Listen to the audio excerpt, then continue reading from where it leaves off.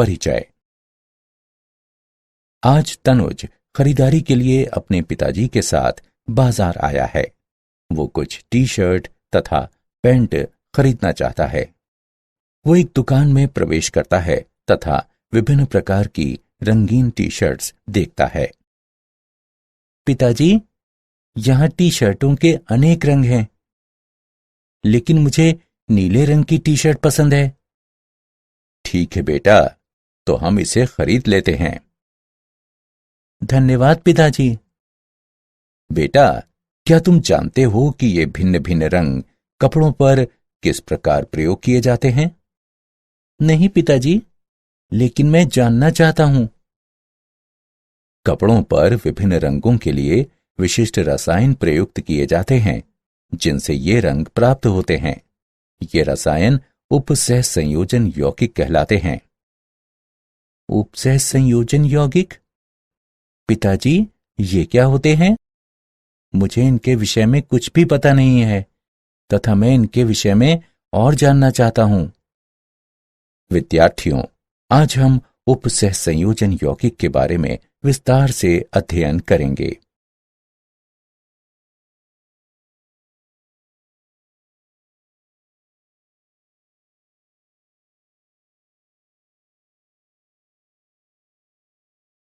उद्देश्य: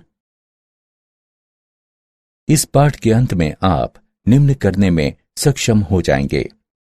उपसह संयोजन यौगिकों को परिभाषित करना, वर्नर के सिद्धांत का वर्णन करना, पारिभाषिक शब्दावली को परिभाषित करना, द्विलवण तथा संकुल यानी कॉम्प्लेक्स यौगिक में अंतर करना, उपसह संयोजन यौगिकों के नामकरण को समझना, उपसह संयोजन यौगिकों में समावयवता की व्याख्या करना, संयोजकता आबंध सिद्धांत तथा क्रिस्टल क्षेत्र सिद्धांत का वर्णन करना, धातु कार्बोनिलों में आबंध को जानना और उपसह संयोजन यौगिकों के स्थायित्व का विश्लेषण करना।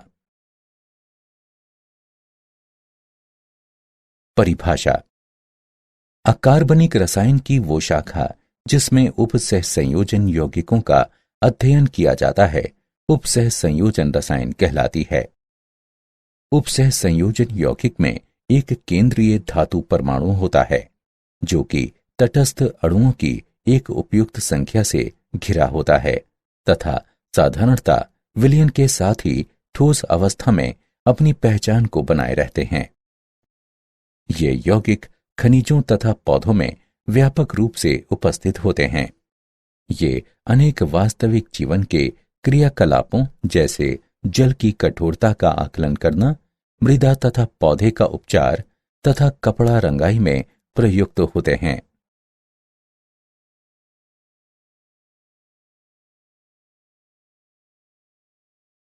वर्नर का सिद्धांत।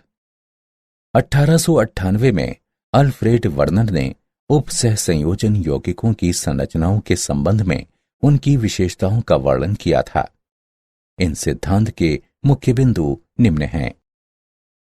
धातु में दो प्रकार की संयोजकताएं प्राथमिक तथा द्वितीयक पाई जाती हैं। प्राथमिक संयुक्ताएं सामान्य रूप से आयनीय होती हैं, ऋणात्मक आयनों या उदासीन अणुओं द्वारा संतुलित होती हैं। प्राथमिक संयुक्ताएं आयनीय होती हैं, जबकि द्वितीयक संयुक्ताएं अन आयनीय होती हैं। प्रत्येक धातु परमाणु में केंद्रीय परमाणु के निकट द्वितीयक संयुक्ताओं की एक विशेष संख्या पाई जाती है। ये संयुक्ताएं केंद्रीय परमाणु के निकट आकाश में इस प्रकार से प्रक्षेपित होती हैं, जो कि उपसह संयोजन यौगिक को एक निश्चित ज्यामिति प्रदान करती हैं। न केवल उदासीन केंद्रीय परमाणु से समन्वयित होते हैं, अपितु आयन भी उसी प्रकार से समन्वयित हो सकते हैं। समन्वय मंडल में जब एक आयन एक उदासीन अणु को प्रतिस्थापित करता है, तब ये अपने वैद्युत संयोजक यानी इलेक्ट्रोवैलेंट गुण को खो देता है तथा अन्य आयनीय अनुबंधन द्वारा केंद्रीय आयन से जुड़ जाता है।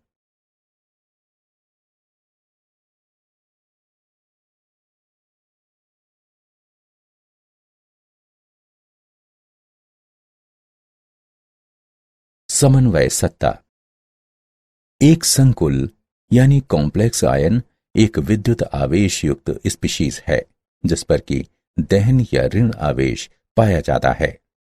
इनमें केंद्रीय परमाणु या आयन तटस्थ अणुओं या नकारात्मक आयनों की एक उपयुक्त संख्या द्वारा घिरा होता है।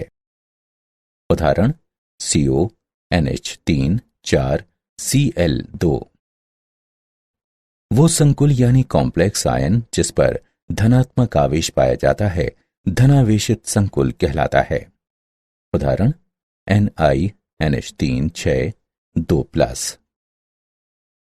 वो संकुल आयन जिस पर ऋणात्मक आवेश पाया जाता है ऋणावेशित संकुल कहलाता है। उदाहरण PtCl6 2-। वो संकुल यानी कॉम्प्लेक्स आयन जिस पर कोई भी आवेश नहीं पाया जाता है उदासीन संकुल कहलाता है। उदाहरण NiCO4।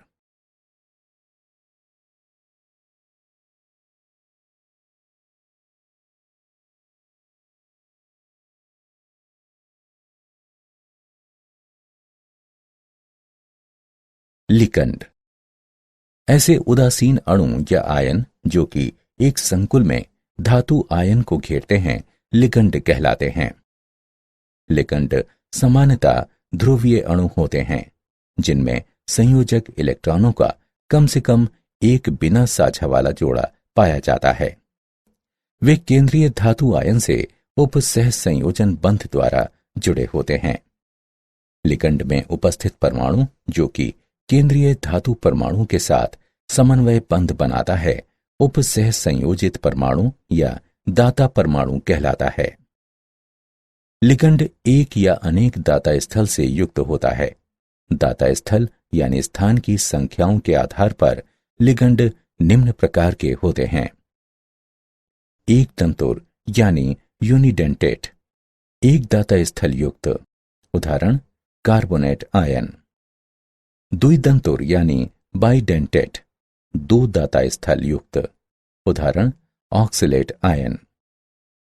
त्रिदंतुर यानी ट्राइडेंटेट, तीन दाता स्थल युक्त। उदाहरण ट्राइएथिलीन ट्राइएमीन। चतुर्दंतुर टेट्राडेंटेट यानी चार दाता स्थल युक्त।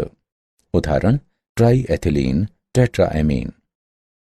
षटदंतुर हेक्साडेंटेट, छह दाता स्थल युक्त। उदाहरण ethylene diamine tetra acetate ion. एक परमाणु में केवल एक ही दाता स्थल हो सकता है लेकिन एक अणु में एक से अधिक दाता स्थल हो सकते हैं।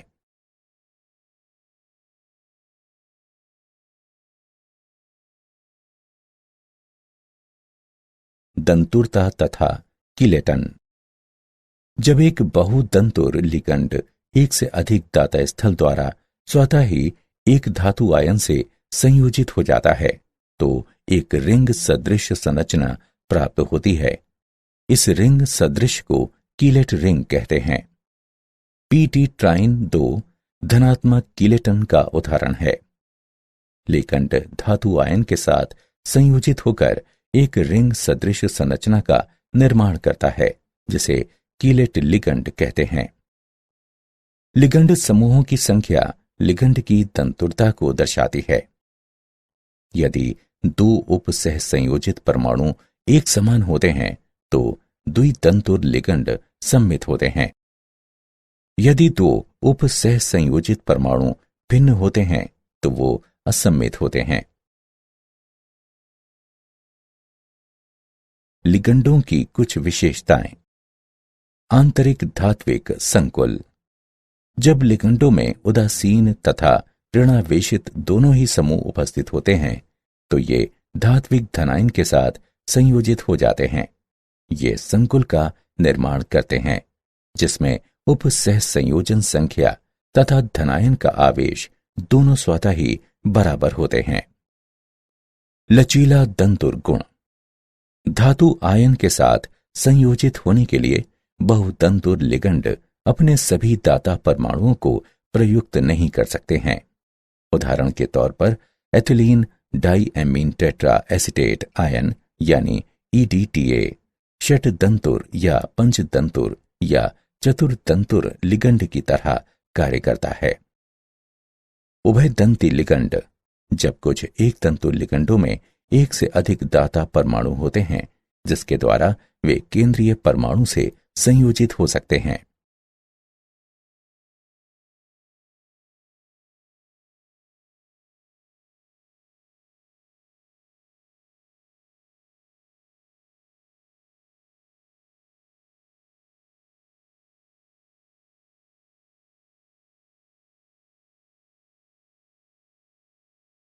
समन्वय मंडल तथा समन्वय संख्या। समन्वय मंडल संकुलों में केंद्रीय धातु आयन अन्य आयनीय लिगंडों के साथ जुड़ा होता है, तो ये समन्वय मंडल कहलाता है। वो भाग जो कि गुरु कोष्ठक के बाहर उपस्थित होता है, उपसह संयोजन मंडल कहलाता है। समन्वय मंडल में उपस्थित स्पीशीज अनआयनीय होती हैं। आयन मंडल में उपस्थित स्पीशीज आयनीय होती हैं। समन्वय संख्या। समन्वय मंडल में सभी लिगंड केंद्रीय धातु परमाणु के साथ जुड़े होते हैं, जिसे कि धातु परमाणु की समन्वय संख्या कहते हैं।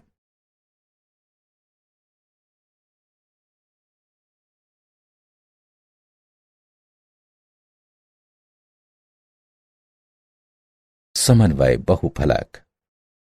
समन्वय मंडल में लिगंड केंद्रीय परमाणु से जुड़े होते हैं, जो कि एक निश्चित दिशा में स्थित होते हैं।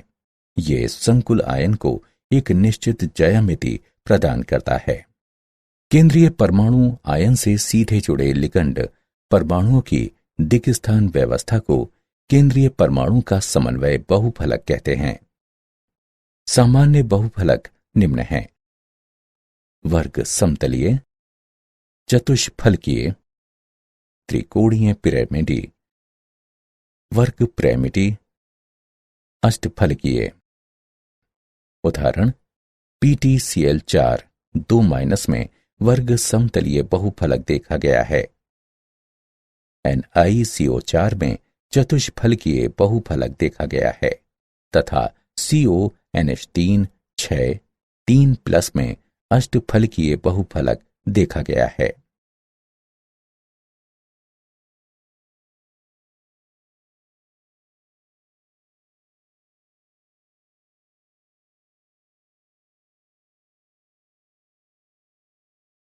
केंद्रीय परमाणु की ऑक्सीकरण संख्या। ऑक्सीकरण संख्या एक अवशिष्ट आवेश होता है जो कि केंद्रीय परमाणु पर तब पाया जाता है जब अन्य सभी परमाणु उससे निकल जाते हैं। संकुल पर पाया जाने वाला आवेश घटक भागों के आवेशों का कुल योग होता है। यदि संकुल उदासीन होता है तब घटकों के आवेशों का कुल योग 0 होता है। घटकों के आवेश का कुल योग ऋणावेशित या धनावेशित संकुल यानी कॉम्प्लेक्स के लिए समन्वय मंडल पर पाए जाने वाले आवेश के बराबर होता है। संकुल आयन पर कुल वैद्युत संयोजक आवेश आवेशित आयनों की संख्या जो कि उदासीन अणुओं को प्रतिस्थापित करने के लिए समन्वय मंडल में प्रवेश करते हैं, उनमें परिवर्तित हो जाता है।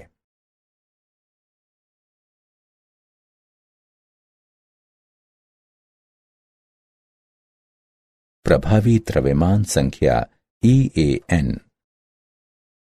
संकुल में केंद्रीय धातु परमाणु की प्रभावी द्रव्यमान संख्या की गणना दिए गए सूत्र द्वारा आसानी से की जा सकती है।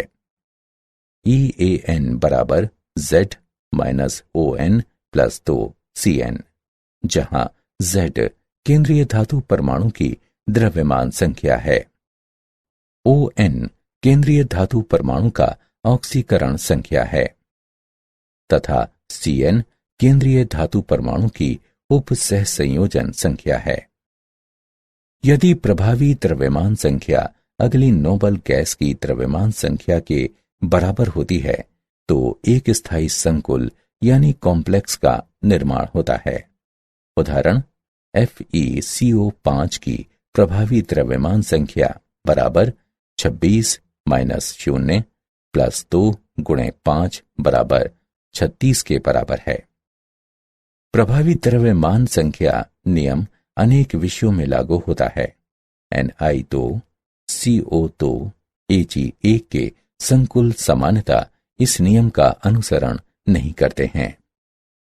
FeCl4-1 तथा FeCN6 3- में Fe इस नियम का अनुसरण कभी नहीं करता है।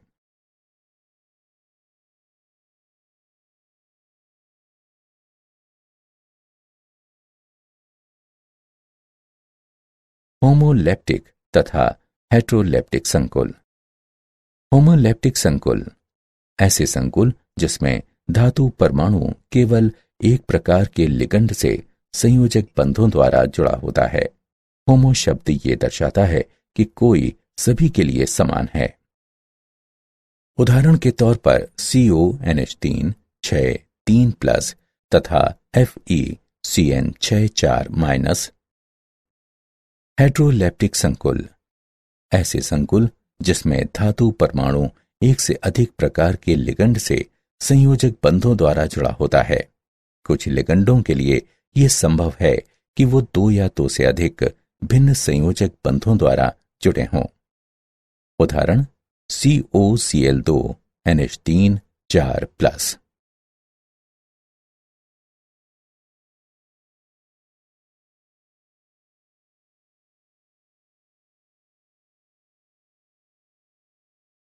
द्विलवण तथा संकुल यौगिक में अंतर।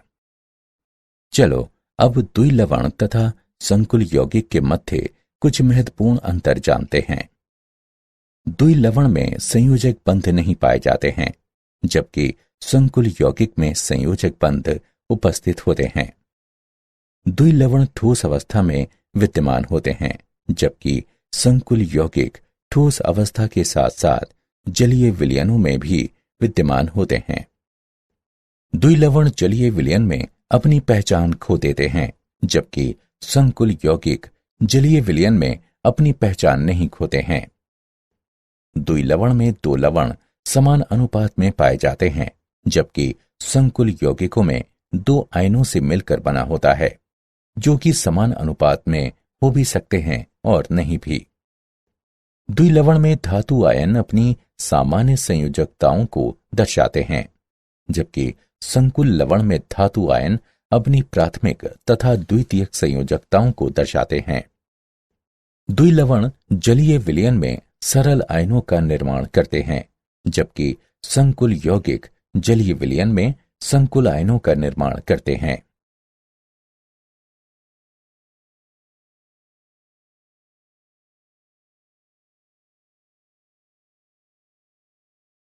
उपसह संयोजन यौगिकों का नामकरण। उपसह संयोजन यौगिक तथा संकुल सूत्रबद्ध होते हैं तथा इनके जो नाम अपनाए गए हैं वे international union of pure and applied chemistry यानी IUPAC की अनुशंसाओं पर आधारित हैं। नियम 1। धनायन का नाम ऋणायन से पहले लिखा जाता है। नियम 2। स्पीशीज जो कि समन्वय मंडल में स्थित होती हैं एक ही शब्द में लिखी जाती हैं। नियम 3। लिगंडों को अंग्रेजी वर्णमाला के क्रम में लिखा जाता है तथा उनकी संख्याओं को डाई, ट्राई, टेट्रा इत्यादि से प्रदर्शित किया जाता है। नियम 4।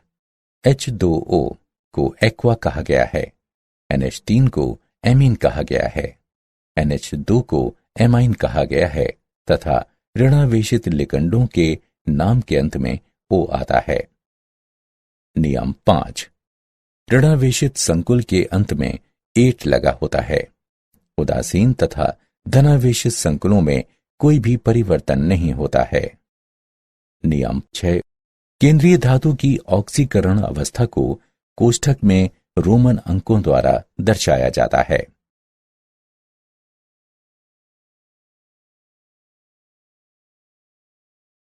बहुकेंद्रकीय उपसह संयोजन यौगिकों का नामकरण। जब संकुल में 2 या 2 से अधिक परमाणु पाए जाते हैं तो वो बहुकेंद्रकीय संकुल लाता है तथा दो धातु परमाणुओं से बंधे हुए लिगंड बंधीय लिगंड कहलाते हैं। ऐसे लिगंडों के नाम में म्यू वर्णमाला इन लिगंडों के नाम से पहले लिखी जाता है तथा अन्य संकुल से हाइफन द्वारा पृथक होते हैं। उदाहरण, इस उपसह संयोजन यौगिक को tetraammine cobalt 3 mu amido mu nitro tetraammine cobalt 3 nitrate के नाम से जाना जाता है।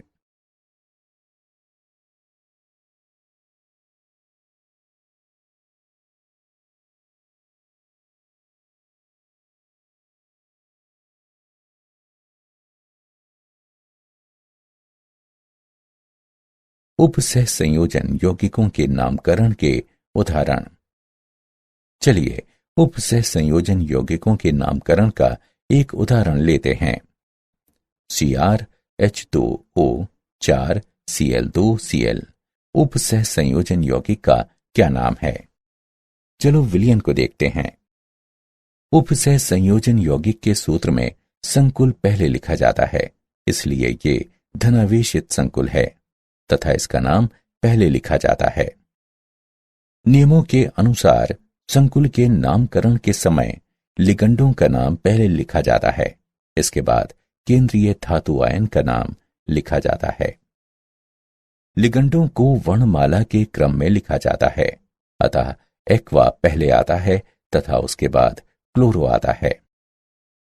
केंद्रीय धातु परमाणु की ऑक्सीकरण संख्या +3 है तथा ये रोमन अंकों में कोष्ठक में लिखी जाती है। क्लोराइड ऋणायन होता है। इस प्रकार इस उपसह संयोजन यौगिक का नाम टेट्रा एक्वा डाइक्लोरोक्रोमियम 3 क्लोराइड है।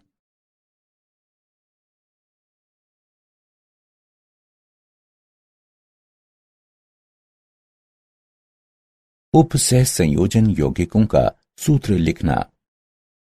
जब उपसह संयोजन यौगिकों का नामकरण दिया होता है तब इसका सूत्र लिखते समय कुछ नियमों का अनुसरण करना पड़ता है।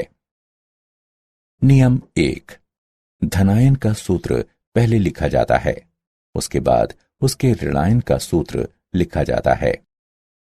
नियम 2, समन्वय मंडल गुरु कोष्ठक में लिखा जाता है। नियम 3, समन्वय मंडल में चिन्हों का क्रम जो कि केंद्रीय धातु को पहले प्रदर्शित करता है, लिगंडों से उनके वर्णमाला क्रम से पहले लिखा जाता है। नियम 4, बहु परमाणुक लिगंड के सूत्र को कोष्ठक में लिखते हैं। नियम 5, समन्वय मंडल के भीतर लिगंडों तथा केंद्रीय धातु परमाणु के मध्य कोई भी स्थान नहीं होता है। नियम 6, उपसह संयोजन यौगिक में धनायन का आवेश ऋणायन के आवेश द्वारा संतुलित होता है। उपसह संयोजन यौगिकों में समावयवता। 2 या 2 से अधिक रासायनिक यौगिक जिनके रासायनिक सूत्र समान किंतु संरचनाएं भिन्न होती हैं, समावयवी कहलाते हैं तथा इस प्रक्रिया को समावयवता कहते हैं। उपसह संयोजन यौगिकों में लिगंड किसी दिए गए धातु परमाणु के चारों ओर एक विशिष्ट दिशा में व्यवस्थित होते हैं। धातु आयन के चारों तरफ लिगंडों की स्थिति तथा क्रम के आधार पर अनेक समावयवी संभावनाएं बन जाती हैं। समावयवियों को विस्तृत स्तर पर 2 मुख्य श्रेणियों में वर्गीकृत किया जा सकता है, संरचनात्मक समावयवी तथा त्रिविम समावयवी। संरचनात्मक समावयवी। संरचनात्मक समावयवियों में केंद्रीय धातु परमाणु के चारों ओर लिगंडों का भिन्न क्रम उपस्थित होता है। विभिन्न प्रकार के संरचनात्मक समावयवी निम्न प्रकार हैं। बंधनी समावयवता। ये समावयवता तब पाई जाती है जब लिगंड उभय दंती संलग्नी होते हैं तथा ये 2 या 2 से अधिक भिन्न परमाणुओं से जुड़ सकता है। उपसह संयोजन समावयवता। किसी संकुल में उपस्थित भिन्न धातुओं की धनायन एवं ऋणात्मक उप सहसंयोजन सत्ता के समय लिगंडों के अंतर परिवर्तन से इस प्रकार की समावयवता उत्पन्न होती है। आयनन समावयवता ये समन्वय मंडल में उपस्थित संकुल आयन तथा इसके बाहर उपस्थित आयन के मध्य समूहों के आदान प्रदान के कारण होती है। ये समावयवी विलयन में विभिन्न आयनों को देते हैं, जबकि इनके रासायनिक सूत्र समान ही होते हैं। हाइड्रेट समावयवता ये विलायक की क्षमता के कारण होती है। सामान्यतः समावयवियों की संख्या प्रदान करने के लिए समन्वय मंडल के आंतरिक तथा बाईं ओर जल अणु विभिन्न माध्यम से निकलते हैं।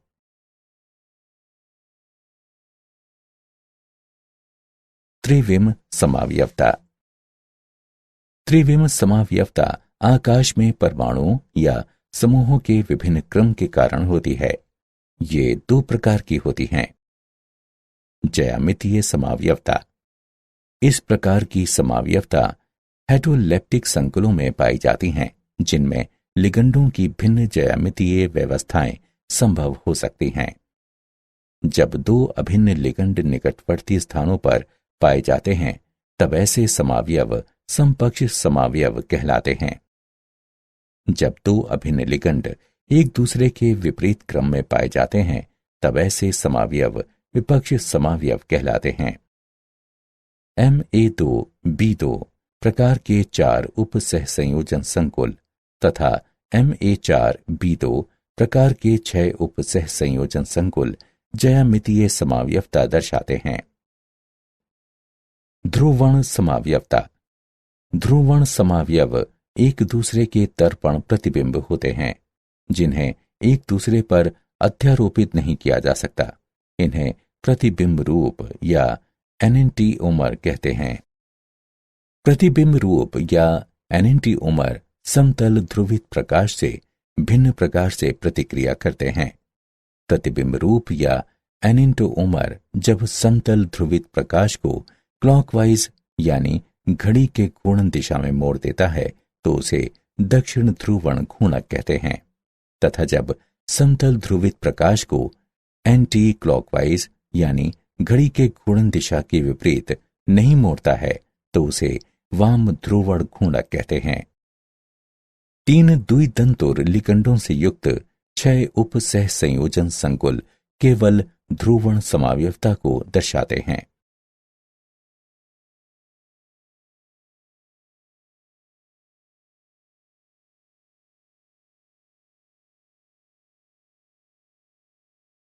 संयोजकता आबंध सिद्धांत। संयोजकता आबंध सिद्धांत में सम्मिलित आधारीय सिद्धांत निम्न हैं। कक्षकों का संकरण, धातु परमाणुओं तथा लिगंडों के मध्य आबंध, अवलोकित चुंबकीय मापन तथा बंध प्रकार के मध्य संबंध। इस सिद्धांत के अनुसार केंद्रीय धात्विक परमाणु के साथ लिगंड उप सहसंयोजक बंध द्वारा आबंधित होते हैं।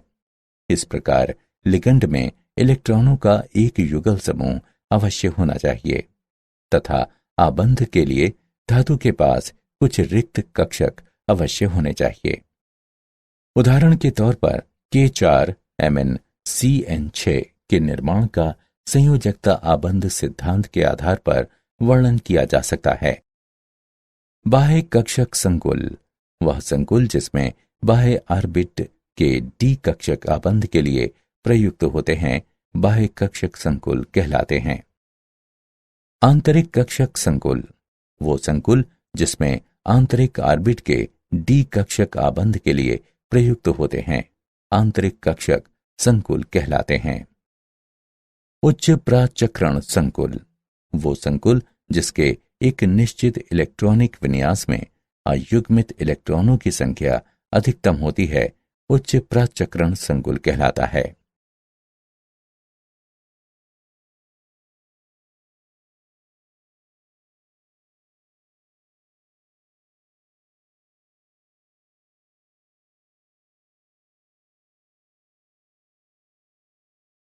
संयोजकता आबंध सिद्धांत की सीमाएं।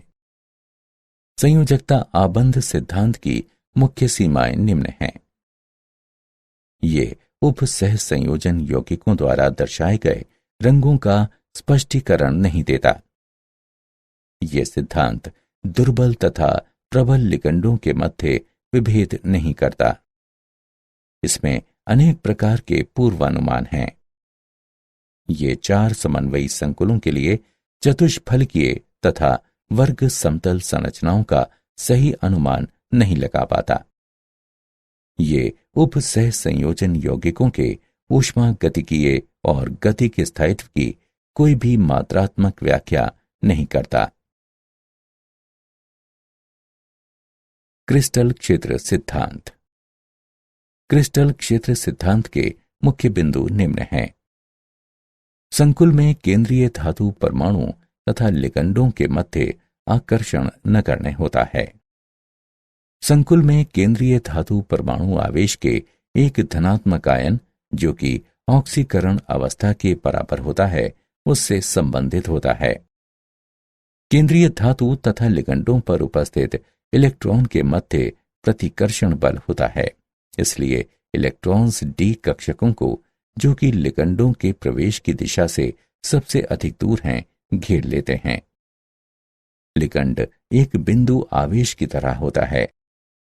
संकुल के निर्माण में डी कक्षक विभिन्न ऊर्जा के स्तरों में विखंडित हो जाते हैं। क्रिस्टल क्षेत्र सिद्धांत की मुख्य सीमाएं निम्न हैं।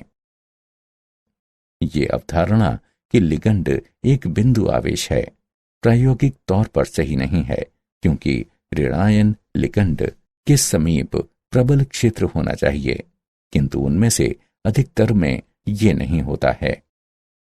ये सिद्धांत लिगंड तथा केंद्रीय परमाणु के मध्य आबंध की सह संयोजक प्रवृत्ति का संज्ञान नहीं देता है।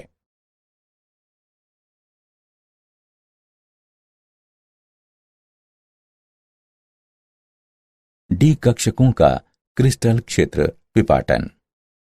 5 डी कक्षकों को 2 समूहों में वर्गीकृत किया जा सकता है। डी कक्षकों में से 3, जो कि उप सह संयोजित अक्ष के मध्य विन्यासित होते हैं, T2G कक्षक कहलाते हैं।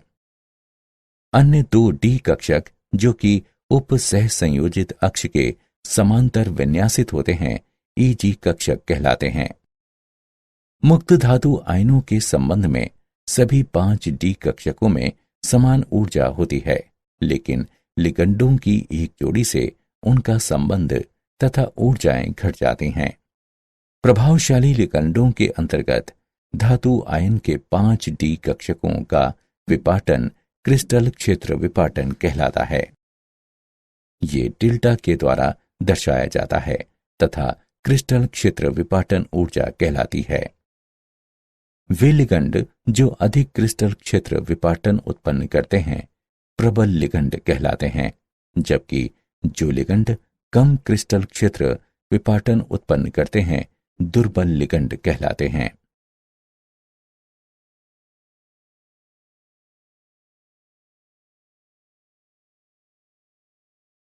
अष्टफलकीय तथा चतुष्फलकीय संकुलों में क्रिस्टल क्षेत्र विपाटन। अष्टफलकीय संकुलों यानी कॉम्प्लेक्सों में 6 लिगंड उप सह संयोजित अक्ष के साथ केंद्रीय धातु आयन से जुड़े होते हैं। ऐसा अक्ष DX2 घटा Y2 तथा DZ2 कक्षक होता है।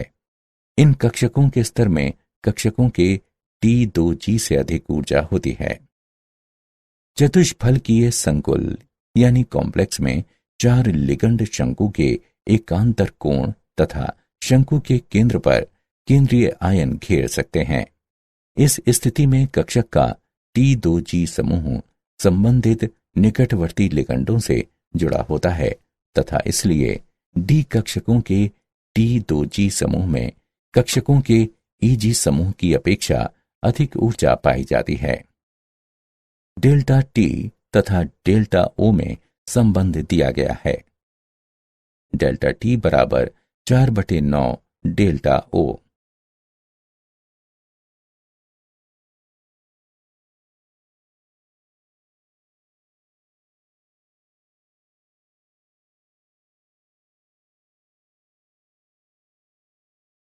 उपसह संयोजन यौगिकों में रंग।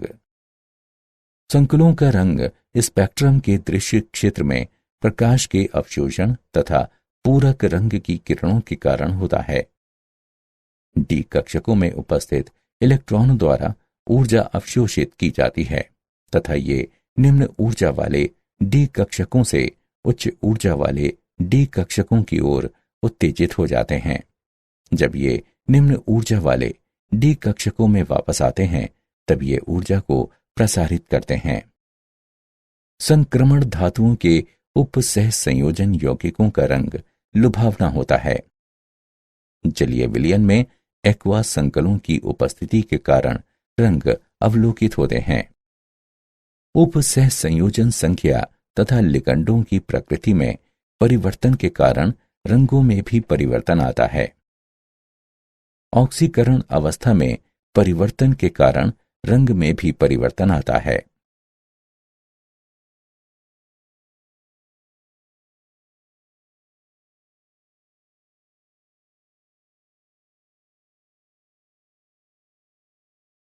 धातु कार्बोनिलों में आबंध। होमोलेप्टिक कार्बोनिल यौगिक जिनमें केवल कार्बोनिल लिगंड हों अधिकतर संक्रमण धातुओं द्वारा निर्मित होते हैं। डी ब्लॉक के केंद्रीय भाग से धातु द्वारा महत्वपूर्ण धातु कार्बोनिल का निर्माण होता है।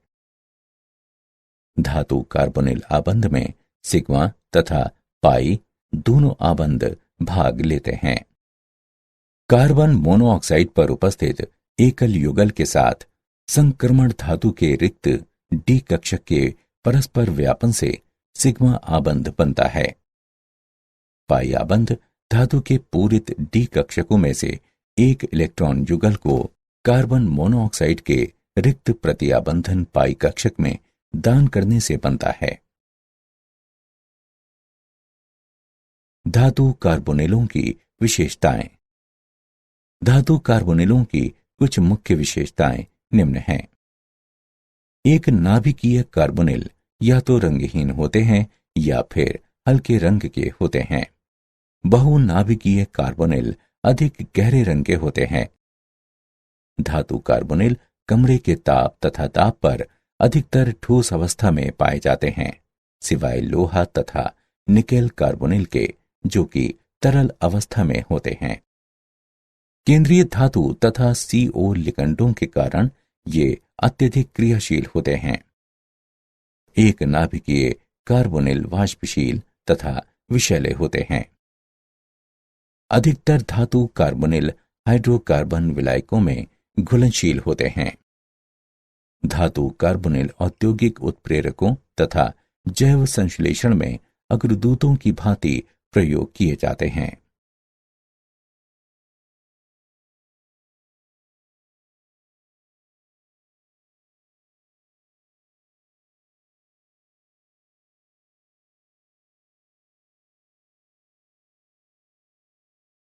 उपसह संयोजन यौगिकों का स्थायित्व। संकुल के निर्माण में एक धातु आयन तथा लिगंडों के मध्य प्रतिक्रिया सम्मिलित होती है। यदि केंद्रीय धातु आयन तथा लिगंडों के मध्य आकर्षण बल प्रबल होता है तो संकुल स्थायी होगा। संकुलों का स्थायित्व लिगंडों की प्रकृति, धातु आयन की प्रकृति, विलयन के pH तथा ताप पर निर्भर करता है। विलयन में संकुल का निर्माण एक प्रतिवर्ती क्रिया है तथा ये बाह्य तापीय प्रक्रिया है। साम्यावस्था स्थिरांक K को साम्य स्थिरांक कहते हैं। साम्य स्थिरांक का मान जितना अधिक होगा संकुल उतना ही अधिक स्थायी होगा। धनायन जितना छोटा होता है उसके ऊपर आवेश उतना ही अधिक होता है, जिससे संकुल उतना ही अधिक स्थायी होगा। लिगंड जितना प्रबल होता है संकुल उतना ही अधिक स्थायी होगा।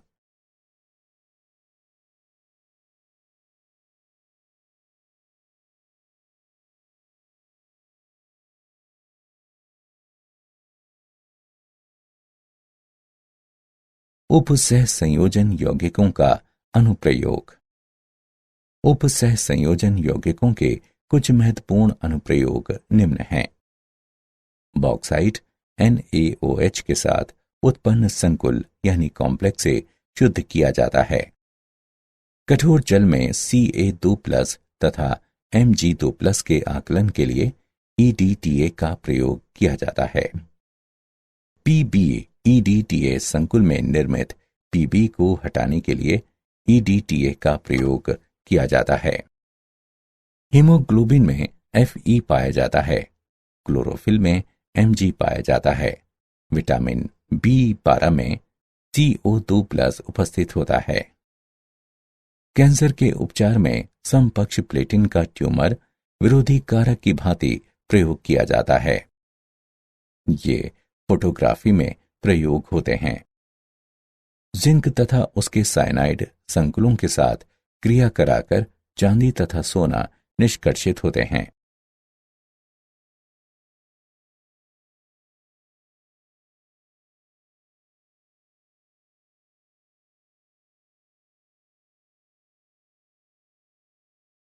क्या आप जानते हैं उपसह संयोजन यौगिकों का उपयोग वैद्युत लेपन में किया जाता है।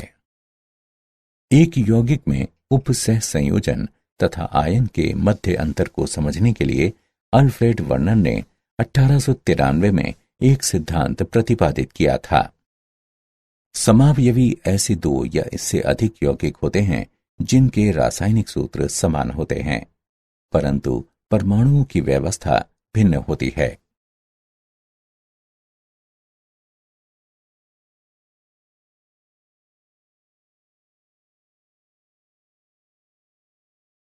सारांश।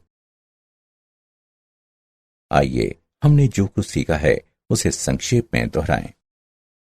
उपसह संयोजन यौगिक में एक केंद्रीय धातु परमाणु पाया जाता है जो कि उदासीन अणुओं की एक उपयुक्त संख्या द्वारा घिरा होता है तथा सामान्यतः ये विलयनों के साथ साथ ठोस अवस्था में अपनी पहचान को बनाए रखता है।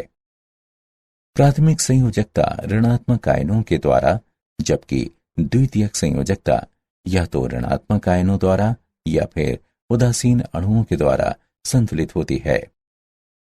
उदासीन अणु या आयन जो कि एक संकुल में धातु आयन को घेरते हैं लिगंड कहलाते हैं। वो लिगंड जो कि धातु आयन से समन्वयित होकर एक रिंग सदृश संरचना का निर्माण करता है कीलेट लिगंड कहलाता है। समन्वय मंडल में लिगंडों की कुल संख्या जो कि केंद्रीय धातु परमाणु से संलग्नित होती है धातु परमाणु की समन्वय संख्या कहलाती है।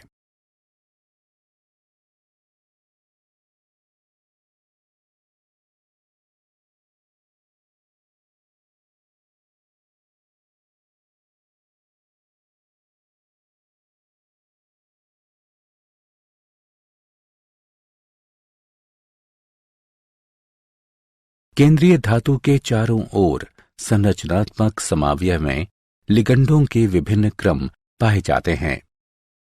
त्रिविम समावयवता आकाश में परमाणुओं समूहों के विभिन्न क्रमों के कारण होती है। वो संकुल जिसके एक निश्चित इलेक्ट्रॉनिक विन्यास में अयुग्मित इलेक्ट्रॉनों की संख्या अधिकतम होती है उच्च प्राचक्रण संकुल कहलाता है। महत्वपूर्ण धातु कार्बोनिल्स D ब्लॉक के केंद्रीय भाग से धातु द्वारा निर्मित होते हैं।